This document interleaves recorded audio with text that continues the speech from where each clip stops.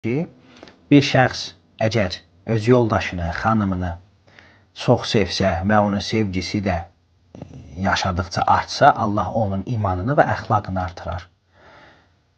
Yəni, bu evlilik yalnız o demək deyil ki, tamam evləndim, dinimin 50%, yəni yarısı tamamlandı. Xeyr, İmam buyurur ki, ona qayğı göstərməlisən. Daim xanımla diqqətli olmalısan. Daim xanımınla vaxt keçirməlisən.